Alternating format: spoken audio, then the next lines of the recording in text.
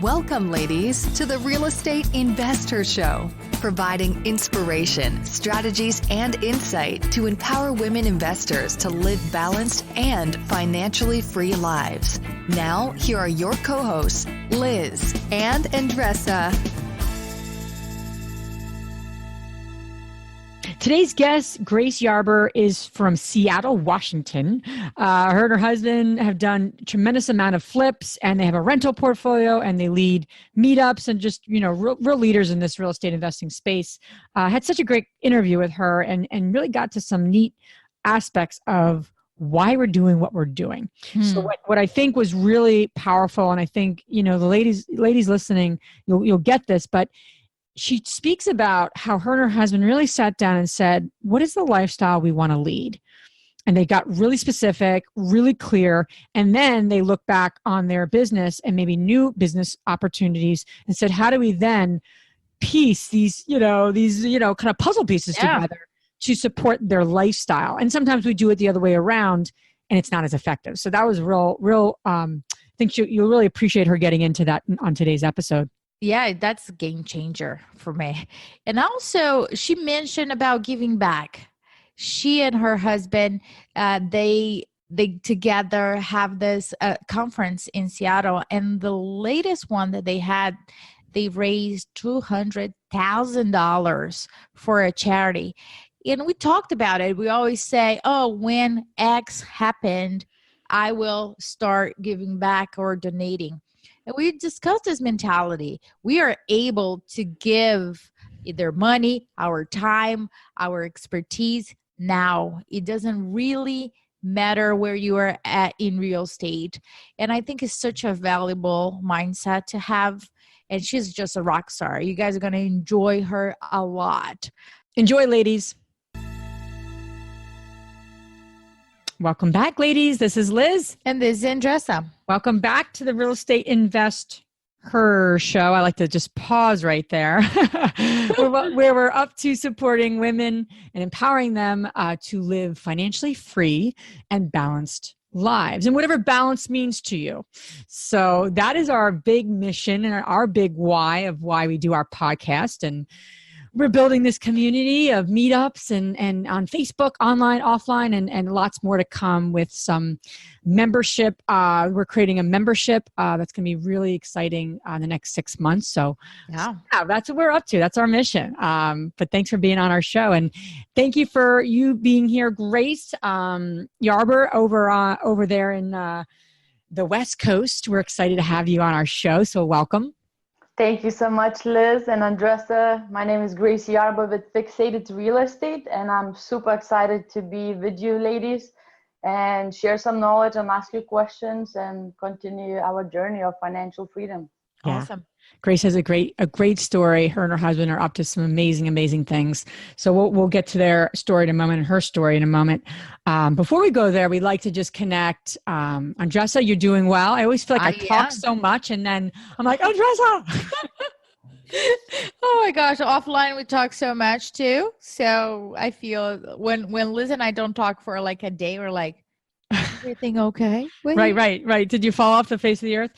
But as we like to do, we really like to connect with you ladies listening, and we're on this journey with you. And I think that's really, hopefully that comes across in all of our episodes and all the stuff that we're up to, is that we're really just learning and growing along with you. And something I wanted to share that was a really big breakthrough for me last week was creating quiet time to think.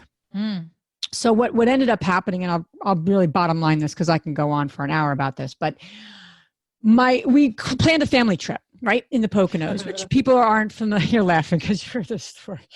But for people that are not familiar, the Poconos is a pretty little lake area up here in Pennsylvania.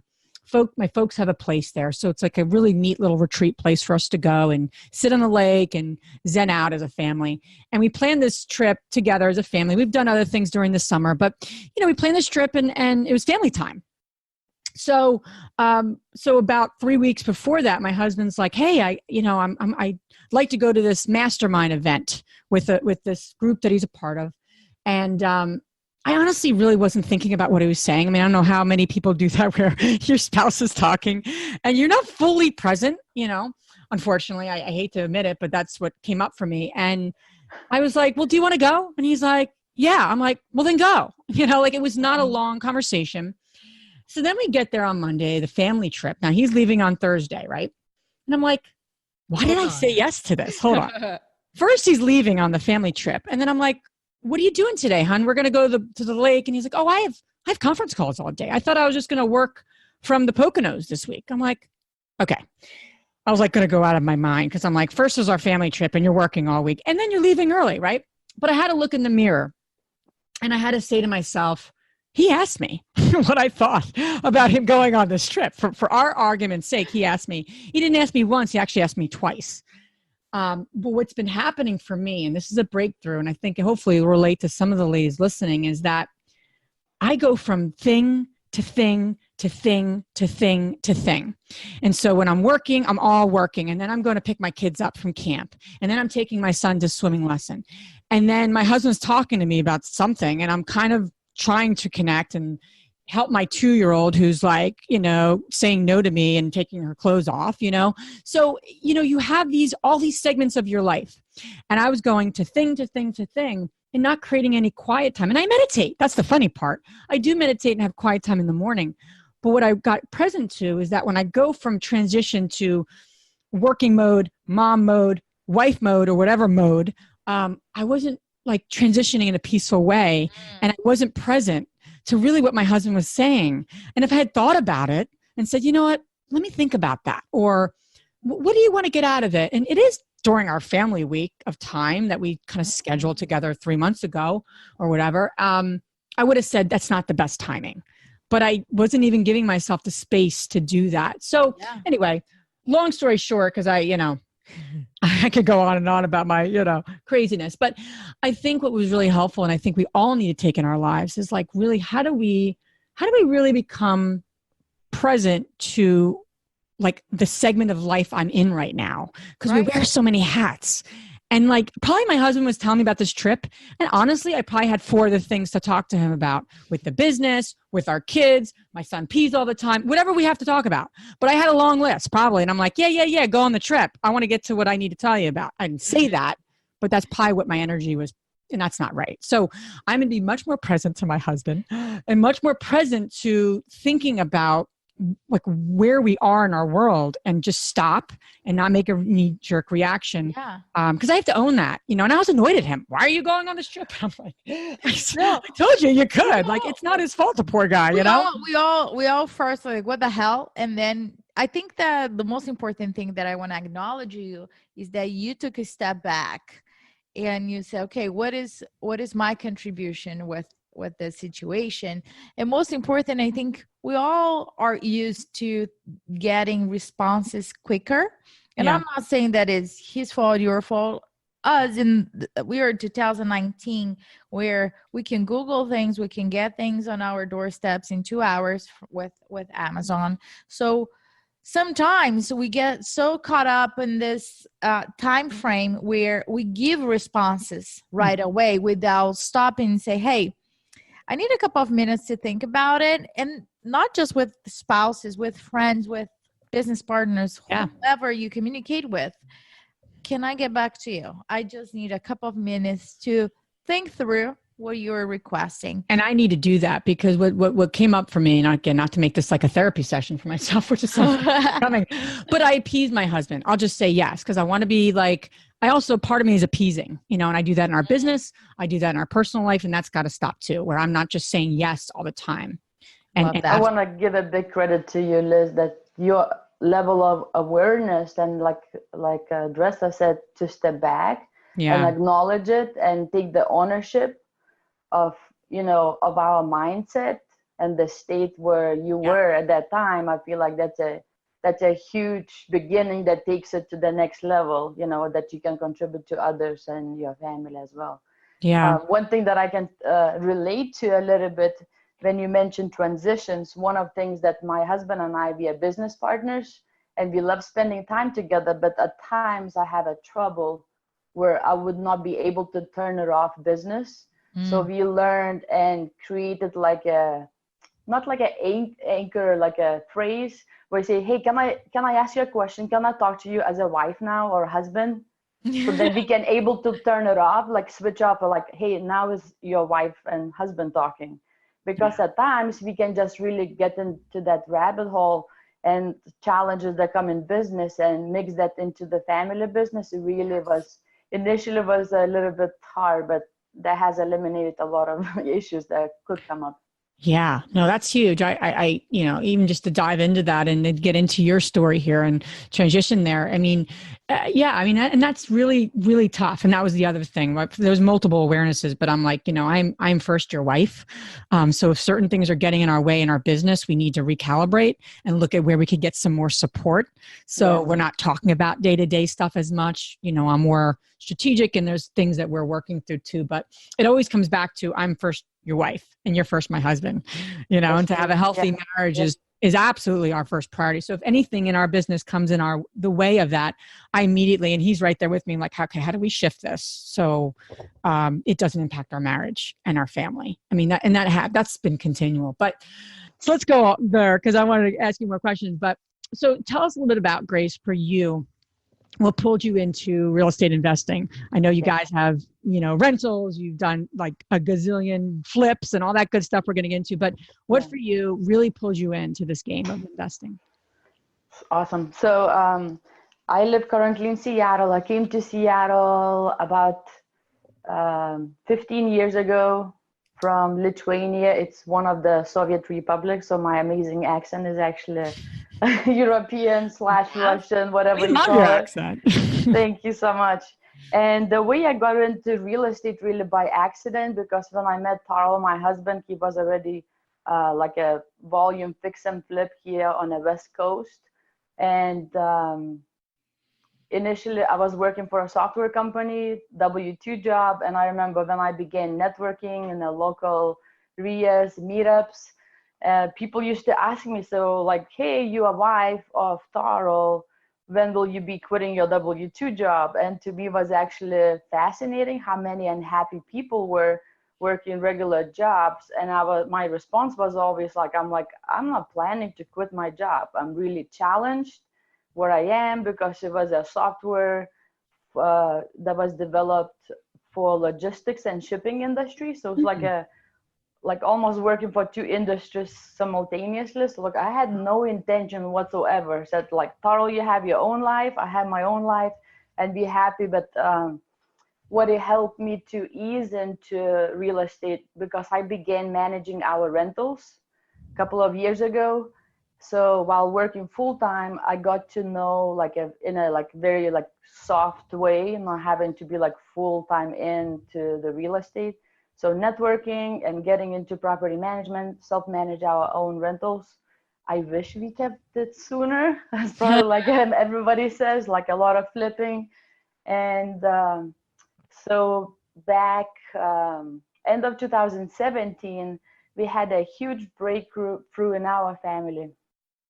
Tarl and I, we realized, because both of us he wanted to build real estate business, even though it had processes and systems. So he was not really passionate in it, but he knew like that's a vehicle to get financial freedom, get the cash flow, and earn free time to do whatever you want to do. And I like my job. So it was sometimes 10, 12-hour days. And we come back, we grab quick dinner, 8, 9 o'clock. And I say, hey, sorry, I need to talk to Japan or Asia, because it was an international company. So what we realized, we will spend less time together, and we said, why we join our forces together as husband and wife, that's a top priority, is to be together. So what the heck are we doing, right? It's like working all those hours. So it was a big aha moment, and we said like, hey, we need to have a huge reset button. And one day Tarl went to this local event organized by a friend of ours. He heard that phrase many times, but that was awakening. I think sometimes we might hear some phrases or advice, but we are not in a state to hear it and apply it to our lives. So I think that's what it was. And basically what the advice was at that seminar says, why don't you create the life, what you want, define what that is first. And to Tarl and I we don't want to be like a day apart from each other. We just want to be together. And then they say, apply your business to fit into your lifestyle. You're like, oh my gosh. Not the other way around. Yeah. So that was a huge transformation. And then, not to get into too much details, but we spent several weekends together, big butcher paper, meetings with each other. Tarl and I, we like drafted, like, what do we want? And it wasn't like a formula. We're like, what we good at? You know, what forms of income currently we have, what else we can create, and what we want. And we developed exit strategy from my job, because I said, as much as I like it, my top priority is us as a family to be together, right? Because I was unhappy. He's traveling and I was keep grinding in my job. So that's how I came in full time. And now we are so much happier, because for us, even some deals come up on our plate, like we're not gonna do it if our gut is not right, the numbers could be perfect. We choose the people we work, do business with, because it's like the most important to reduce the stress, to have family comes first, our lifestyles first, and business, has been better than ever before. And even though like last year we traveled like 102 days because we want to be together, we wanted to travel, it was really by design, even though we decreased the volume of our flips and rentals, but we have never been happier before. I love to hear that you guys sat down and really planned the life that you want to live, and then fit the business around that. The first walk through the first like 6 months. How did you fit in? How the company had to adjust in order, because sometimes we have a plan, but sometimes things walk in different ways.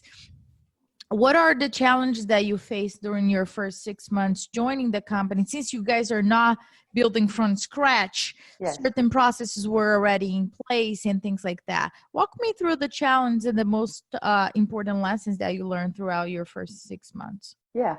So the first thing, when I made a statement, I said, Tarl, I will not be the one saying working for Tarl, working with Tarl. Number one lesson. And he really respects that. And he knows like I'm like with two alphas meeting together. I hope some ladies can relate to and probably say like, heck no, I'm never gonna work with my husband, right? Right. I think it's really like preparation and knowing the characters of each other, and bringing to that attention. And I think like the top thing what we have is very, very open communication. So like I voiced it right away. I said like it will be a big challenge if our lanes crosses when it comes to business. So the number one thing is like, okay, working with Tarl. Number two was very big important thing is like, what is Grace's lane? What is Tarl's lane? So we never get, mixed up together. And mine was really handling full-time property management, developing processes, system, because at that time we only maybe had like 3 properties, whatever. So to expand that and to be able, like anybody would come in, would be able to handle it. And then, like I told you, challenges is really because I was like becoming passionate because we are together, and sometimes maybe having those distractions because like, hey, can I ask you a question? And just dropping into his office. So we had to create those boundaries, like create meetings with each other. Like for instance, right now I'm in the upstairs office in my house and his office is downstairs, right? But I think it's like having that respect and communicate, say, hey, I need to have a meeting, schedule a meeting, even it's at home, even you treat that as business and not allow it to interrupt his workflow or mine. So, or like if my door is closed or his door is closed, we know like, don't bother. I'm like on a time block. I don't know if any of ladies try to practice. There's a book that I read, and they have a mastery journal that in order to be very productive, like it could be even very big task. If we chunk it down and time block it, even say like 30 minutes or an hour each day, that is so, so effective. Absolutely. So I don't know if it makes sense, but it's like Mm-hmm. To treat as business, create meetings, then you can discuss, even have a list of items, because me as a newer person, like I might have some questions, but doesn't mean that I'm entitled or like it's cool to just come in and disrupt other people's flow. So like that respect and open communication, and have my defined lane. We wrote it down. It wasn't just verbal, say, hey, just property management. It was literally writing down, what am I good at? What am I not so good at? Where am I, ask people for like resources to, to improve, like, and focus on my strengths instead of weaknesses. And I love what you're saying, because I feel like we started working together, my husband and I, we had different rooms that we can talk about the like, this doesn't make rooms. It's so random. As I say it, it's like super random, but it was really You mean hard. like kitchen, bathroom, that type of like stuff? we would have rooms designated or what we could talk about, where we can talk about. It didn't work. Interesting. It's kind of like a little out there, Yeah. But we've tried things. I mean, we've been working together in various roles probably for about 15 years since we met. Full-time, part-time, strategic, in and out, all different types of roles. Creating the boundaries, I can't stress enough, for a married couple, is so critical, because it really can get very, and really what's interesting there is I think sometimes we think we know what the boundaries are, but if we really don't have those conversations all the time, then it becomes, because what's important to you is not always important to the other person. I mean, I'm not, I don't go to our office every day. I work from home, and I want updates on what's going on. So at nighttime, or we're having dinner with the kids, I'll ask a question because it pops into my head. Yes. And my poor husband's sitting there like, he just wants to like talk to Zachary about Legos. And I'm like, hey, how's this project going? Did you get to? That's so me used to be. I know. And I know it's something I've struggled with, and I've gotten better. But the boundary, the scheduling work time together without the kids and incorporating some fun in there has actually worked really well for us. So we'll ride our bikes to have a meeting together. So we're riding our bikes, and that's kind of fun in and of itself. It's not like, a bike ride, but you're riding your bikes. It's something different. You have a meeting somewhere different than our home. We always like that. And then we'll meet and have lunch together. And that's a good recipe for us. We don't always block the time out, or something comes up, which is, shame on us. But that's how we've been able to create boundaries. So the women listening, if you're working with your spouse, you're looking to work with them, you got to establish the boundaries. And it's what you think is your own boundaries is different than your partner's boundaries, because we have different needs.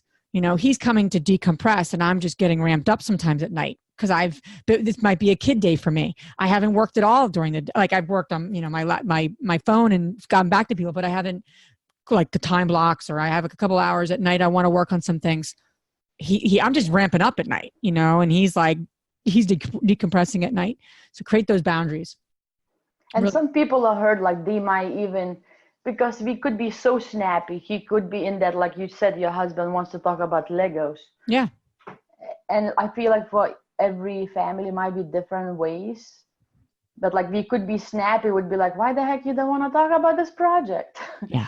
So I heard, like, to some people, maybe a hand gesture, maybe it's a like funny word, so it just breaks the ice, like, like, hey, that's a sign, is like, I'll knock it off, like, we are here now, it's evening, it's kids time, it's family time, whatever that might be, to be able to trigger that, because whatever your communication style, it has to be established and defined with your husband.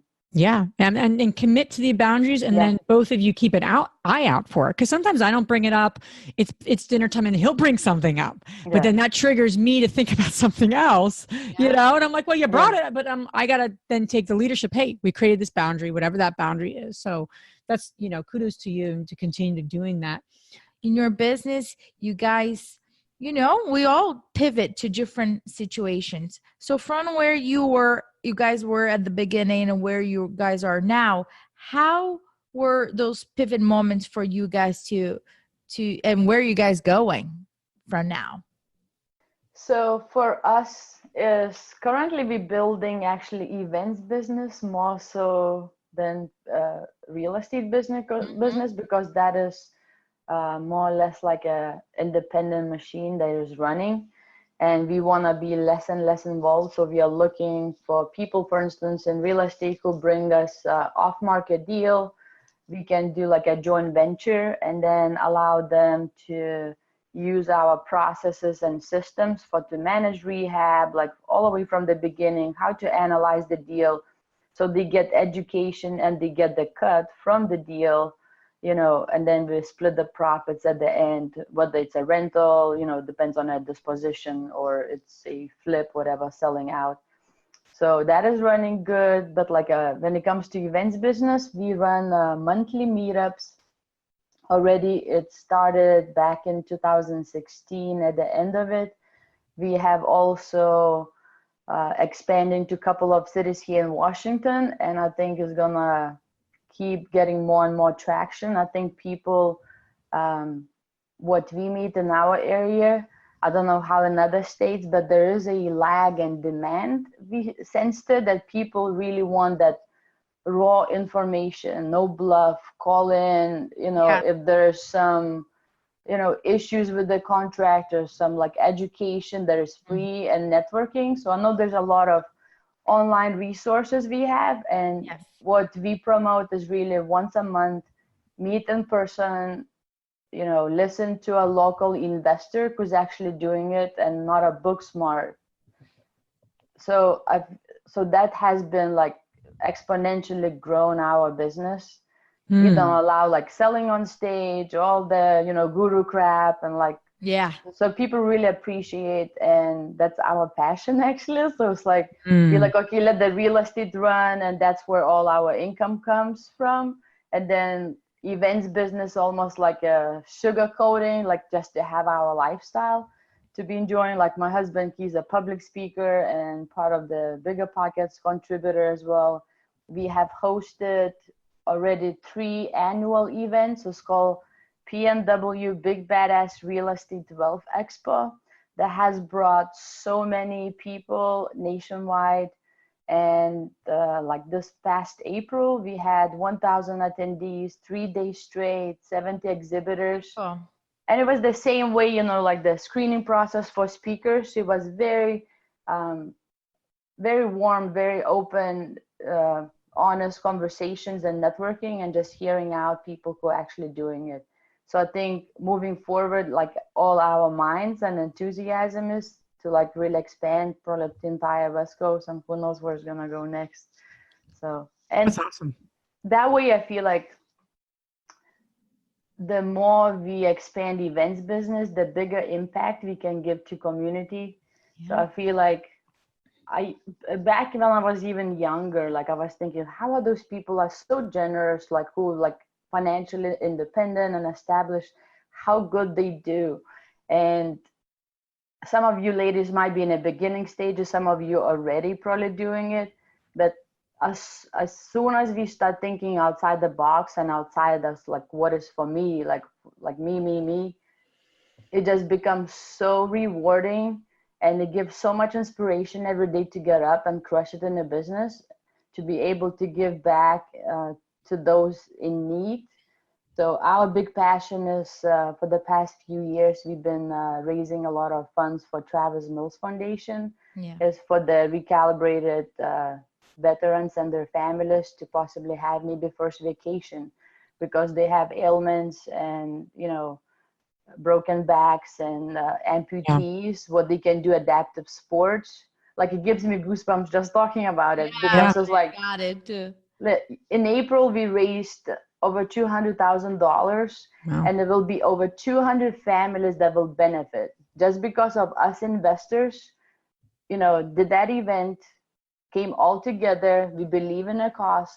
Like that's a huge ripple effect. And I feel like each one of us have the ability to do that. Ability to do it. Like it could be small ways. We don't have it to do in a huge thing.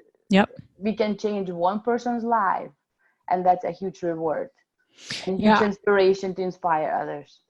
Love that. I love that on a lot of levels. Andres and I we started a women's mastermind many years ago. We do a Zoom call, just like where you're supporting each other. We read a book every quarter. And the book we were reading right now is called Small Giants. And at first it was a little hard to get into. You kind of like, these businesses, some of them are like, okay, like 200 employees. I'm like, whoa, we don't want 200 employees. Yeah. But regardless, you're listening to it. Okay, what can I apply to my own life? One of the biggest things, they like studied 12 successful privately held companies, or around 12 companies. And one of the many things, there's like 10 things or 5 to 10 things that they all did. There was like the connection. One of the things they did was they all contributed to their local community. They all had this strong commitment, not from a like, look at us, we're awesome, we're giving to our community, which some organizations like to do, really just from like, don't even tell anyone about this. We just want to give, we want to contribute to our community, like what you're saying. You put this conference on, you had 1,000 people, that's remarkable, and you're able to give that kind of money to an organization that you and your husband care about. That's awesome, it's amazing. So anyway, that was the theme. And I got to thinking too, like, we all can do that. We absolutely. And it's a small level, whatever level. And, I said to myself, we could be doing a better job at that. Here we are, we got our start in an urban community, Trenton in New Jersey. And we have a portfolio there. And we've given to organizations. We never like created like this partnership. So I just had a meeting recently with an organization, and I'm like, it felt really good to like, we really want to help you guys. Like, this is not about any marketing or any, like, we're going to put like a stake in the ground. Like the Rosa Group is helping this company. Like, it's not about that. I'd rather it be like low key just to contribute. Cause I was like, you know what? I felt so much, I had so much going on the other day, and I'm like, now I'm at the Starbucks meeting the foundation person, but I'm like, this is like so important, not urgent, but important. So I'd say that to the ladies listening. You might be like, how do I get my first flip, or how do I scale my business? And all those things are real, and you want to figure those out. But if you can figure out, how do I create a give back in my local community on a small scale? Maybe you start giving 5% of your wins. And that's what my husband and I talked about. And Andressa, you and I talked about that, giving to women's organizations as we create our own kind of, wins and stuff. What percent can you give? It's a percent, right? So if the more you make, the more you give, and I just think that's important. We often think, I'll give later. I got to get my business to a certain point. That'll be later. I want to give. I want to help, but I don't have time or energy right now. No, you need to do it now. I think, I don't need to tell you that you need to do it, but even like a physical thing, like just going to volunteer for an hour, like go on a Thanksgiving, hand out some turkeys, some food, and cook in a local kitchen to feed homeless. But whatever that might be. I think women are amazing givers. And I think what ends up happening, and I know I've said this to myself, to be honest with you, I love giving. I love helping people. Most women do. I've never met a woman that's like, no, women, people suck. And I don't want to help anybody. Never met a woman like that. Or not the women in our community. They want to give, but they're like, I got so much going on. They're not even giving to themselves. So it's really hard to like wake up and go, I want to give. So you got to fill your cup. You got to give to yourself. You got to take care of what's important, and start to be like, what small thing can I do to give to others? And that meeting yesterday, even though I had like so much going on in my world right now, and I work part-time, so I felt really overwhelmed. But I'm like, I'm so glad I did that. That was such time well spent for me. It was a small thing, right? It's a meeting. We're going to give a contribution to an event coming up for them. And I'm like, I felt really good. I was like, this is why I'm doing what we're doing. This is why we're doing what we're doing. I think what you're saying, it applies for, it doesn't matter how much it is, because that's right. When you give, we sometimes think that is benefiting them, but a lot is benefiting us, our energy change, how we feel about the world. It's not about us. And when you do things that it's not about us, it is a different type of feeling. It really is. It really, and I can relate too. Yeah. Like I contribute once a month. I'm part of the cooking program for the children's center, incarcerated kids who are there. Some of them might be 6 months. Some of them might be 3-4 years, like teenage kids who have committed some crimes. So through cooking, we're not only teaching them skills how to eat healthier food, be able to cook something from scratch and not eating all the garbage we see on the shelves in a store. So that's one way of contributing. But each month, like I have to come up with a couple of recipes, purchase the goods, and then I have a couple of volunteer ladies that comes with me to host the actual class, and they get involved in cooking. And some days I can tell you, like, I'm like, I have so much other crap to do. Yeah. I have business, but I go to the store, and it happened a couple of times. As soon as I showed up, their faces lit up. They like Right. so excited to see me, ask me questions, because we haven't seen each other for an entire month. I call them my kids. I don't have kids yet. So I'm like, oh, my kids waiting for me. I gotta go.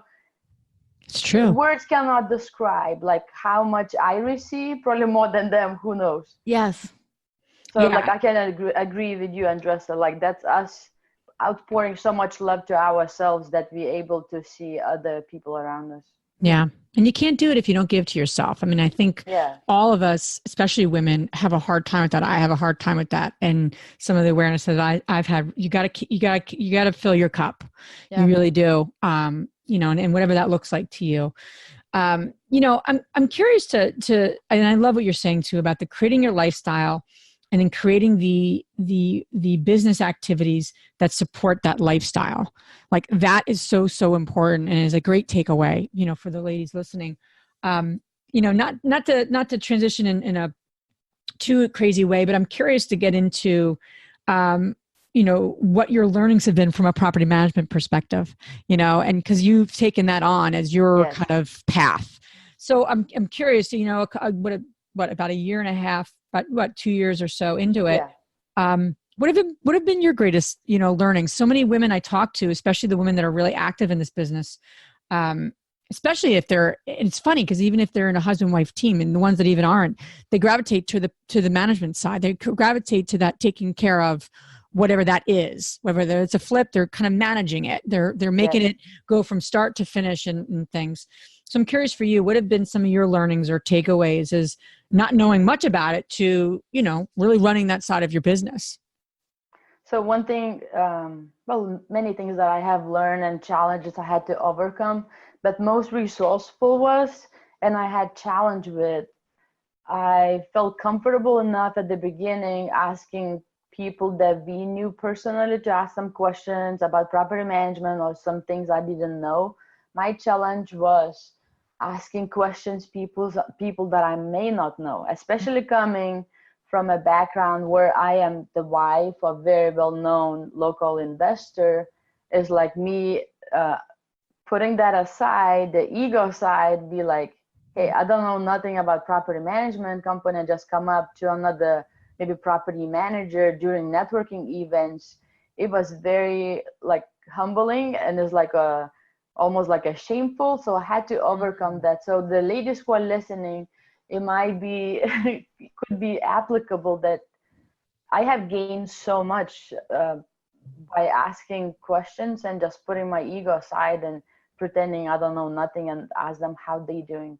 That has been a tremendous, input to how I created processes, systems, and really not creating too many mistakes at first because I'm like, oh, I have to work on myself, not personally to be able to reach out when I need to. So that was a very, very big one.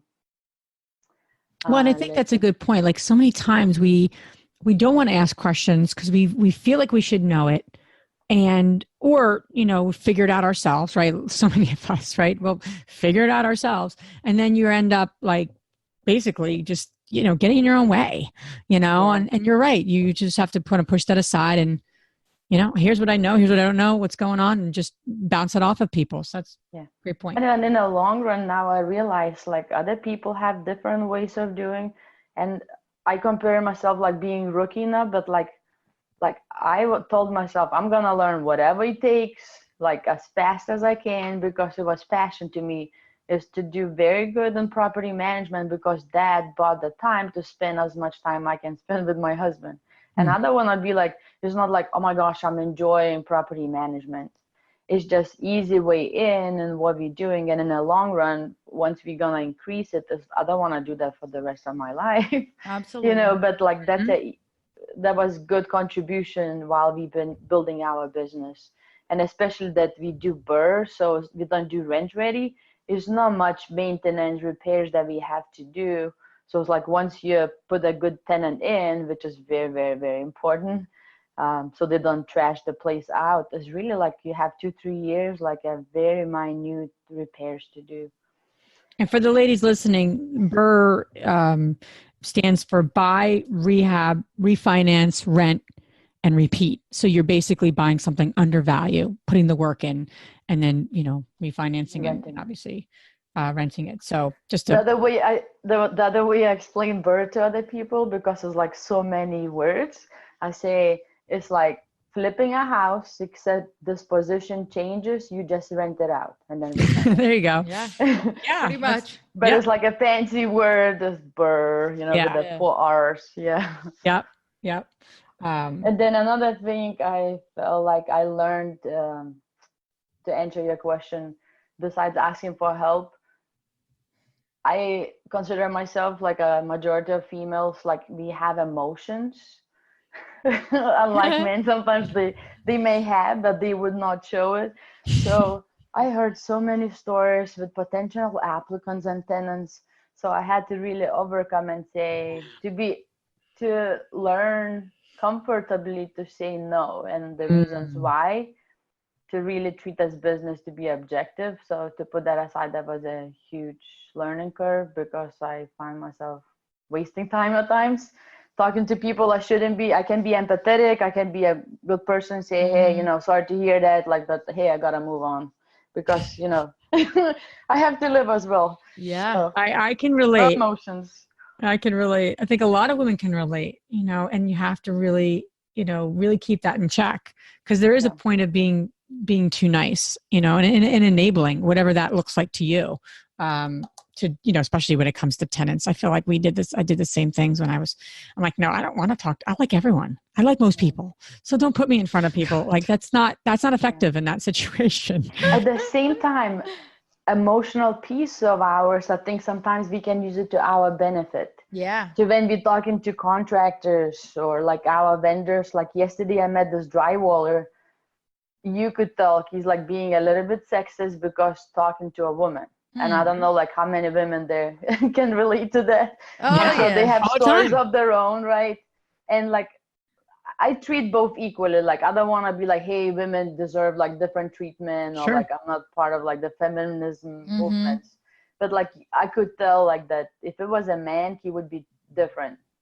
And to make story short, it was like a disagreement about the price, even though he said one price initially. Over the phone, we agreed flat price for the drywall, for the labor. We came in yesterday just to meet in person, to like, shake the hands on a deal, collect invoice, and, all the paperwork. He started like jerking me around, saying like, no, the price should be like, $2,000 more. So wait a second. But what I meant by like using our emotions to influence. So what you do in that situation? Yeah. So not to get in too much detail, I was telling him like, listen, we are very integral, very honest people, and we have multiple contractors working with us for many years. Do you want this to be your last deal? Like if you tell one number, I believed in you, right? Like just to trying to be like emotional-ish, but like talking like a human being. And I said, hey, listen, what if I told you I'm gonna pay you, let's say, I don't know, $12,000 a week ago, and then you complete the job, and I tell you like, hey, actually, I'm gonna pay you $8,000. How would you react to that? I think he starts shifting then. Yeah. It's so like just what do you say? Then we agreed to like whatever with the price negotiation. We agreed to do, a little. I paid him $1,000 more. It's because of just hangers, labor that coming in. It's too complex of a house that, ramped it up his price. So he basically wouldn't make any money, but I think it was a little bit bluffing. We needed to get the job moving and the project, running. Yeah. But still a lot of things to learn. I mean, I'm always open to like how people negotiate, how they talk, and just being open about it. But like emotions could be very harmful, and it could be very influential. Yeah, I'm sure you've dealt with that a bunch, Andressa, because you're dealing with folks, but yeah, keeping the using that like kind of like feminine energy, so to speak, but to like, okay, this is what we said, what happened, let's move on from this. And I think what you said was great, like presenting it. This is a long-term relationship. Yeah. You don't want that, then we gotta regroup, recalibrate, Yeah. No, this is great. I love that. So People's business for sure. What's that? I said if people like ladies who are listening there, real estate, no matter what you do, still it's a people's business, and it's very small company. The word travels. But what you experience, I think so many women have experienced more so than men, because you're dealing with you're in a male-oriented environment of contracting, right, Andressa? Yes. And it's like they normally assume you know less. It's just unfortunate, but that is the case in many situations. So it's overcoming that and then developing that team that gets it. Like whether this guy is a long-term person, I'm not sure, but it's developing that team that respects you and respects what you have to say, And just so you always say something clever. You had an experience happen like that. Well, a lot of them, but the one with the where's your husband? And you're like, he doesn't write the checks. What did you say? Yeah. They always ask, do you need approval for X, Y, and Z? I was like, okay. So I was like, what comes out of this mouth here that you see goes everywhere. I say that this might be our first time talking or negotiating or going over everything, but so I am the decision maker here, and what comes out of this mouth here goes. Are we clear? Oh yeah. Yeah, and I can talk numbers with you. I understand. I can talk numbers with you. I actually have a couple of questions about how did you calculate your drywall sheets? Can you go over it with me, because my numbers are showing a little bit less. But that's your style. I mean, that's part of who you are, right? Style. I mean, you're more direct. I don't think on a good day I would ever say what you just said. Because it's just not my style, right? I would be like, no. Have you ever heard me say that whenever it comes out of my mouth? No, it's just not in my DNA. But you have to stand up for what you believe in that moment. You get a price, they say a price, and you met in the middle. I think that makes a lot of sense, Grace. I mean, that really does make a lot of sense, because you kind of got where he was coming from, and then, you learn from it and you move on. But, I think so much of it is negotiating in a way and having those tough conversations in a way that like is in your own style, in our own styles, versus like, I got to be like this direct, in your face person. If you're not that way, I don't know if you ever will be. But then you shouldn't be sitting on that seat. Oh, then you shouldn't be sitting on that. That's another point. Yeah, then there's a lot of people who should not be dealing with contractors. We had this project manager. That's a very good point. The difficulty we had it was we not letting him go from our company soon enough. Mm-hmm. It was a lot of contractors were just ticked off. It was like a raising the voices, just being like a dictatorship. Mm. Those contractors, they running their own business. It's their choice how they running, and it's our choice whether to work with them or not. Yes. So it was unfortunately we learn a little bit later, start hearing out from contractors, like the feedback from them coming, be like, oh shoot, we had no idea. Empower people on your team, to be placed in the right position to do that job, whatever that might be. And if it's not in your kind of I think most people I think you're either in one or two categories. You're too nice or you're too direct usually. And you're usually one or the other, and you have to pull yourself back for different reasons. Yeah. And if you're in a role that needs someone to be more direct and you're too nice, that can, you either have to adapt or you have to shift. Okay, maybe I shouldn't be doing this long term. Or the other way, I'm in a role that needs somebody who's a little more kind of nice and jovial, and you're just like direct. I mean, we've all had, how many times you walk into like a doctor's office, and the woman's like, what do you need? I'm like that. They clearly hired the wrong person for that role. Yeah. I mean, I'm coming here for an appointment. I want to hear, good afternoon. Can I help you? I mean, oh God. But we all have that experience. So wherever you are in the continuum of being too nice, too direct, you're probably one or the other. And there's women on both ends. What are the roles you need to do day to day to achieve your goals? And are you in the right seat? And if you're not, document it and find someone you can work with who can do that. Documenting the key. Yeah, because then if you're like, okay, I need you to do this, and you're like, here, I got a blank piece of paper, so that's really neat. I think what you're saying too, I love what you're saying around creating that lifestyle and then building all of your business activities and your rental income or wherever you're making money, how you're making money to support your lifestyle goals. I think that's the crux of it all. I love that. And I can tell like examples, for instance, what does that mean? Like we want to be together in our lifestyle and we want to be able to travel. Mm-hmm. We love, going to like seminars, continue education, masterminds, whatever that might be. So what does that mean to us is for us to be able to have access to our business on a mobile device. That's right. Yeah. Right. So as simple and little to be able to share it with the team to see what our team doing. So we use Asana for our project management on tool, for instance. We use Smartsheets. We use Dropbox. Very, nicely all organized. So at any given point, we can actually see what's happening. Like for billing too, we use bill.com. So if you have an invoice coming in from our bookkeeper, you just have to take a look, like approve it. Does it match with the scope of work? You swipe, that's it. The check is being mailed automatically on our behalf. Yep. So just think, what is that lifestyle that you wanted to? You maybe wanted to work in a business. Yeah. And then it's totally fine. Like for us, it was to be able to work from anywhere and be able to go whenever we want, right? And we keep working on refining systems. For instance, currently we are hiring executive assistant for Tarl. Super exciting and amazing feeling. We're like, hey, we're gonna have, for the first time executive assistant working. We never thought in our lifetimes, like, because there's so much help. We use virtual assistants from afar, but we felt at this point we need someone local and be hip to hip, especially with our events business. Yeah. That's exciting. You're up to a lot of neat things. Now you're very inspirational. You're on some neat thing, a path. And I think putting your own needs and your own marriage first and everything else around it is the key. Where can the ladies listening, learn more about what you guys are doing, all the really things you're up to? So where can they find you?